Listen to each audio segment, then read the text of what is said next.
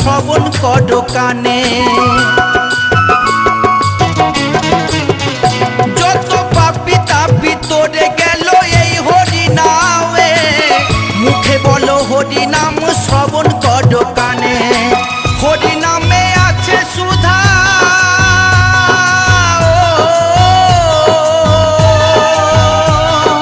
হরি নামে আছে সুধা অমৃত সমান। কে আনিল রে কোথায় ছিল রে মধু মাখা হরি নাম। কে আনিল রে কোথায় ছিল রে মধু মাখা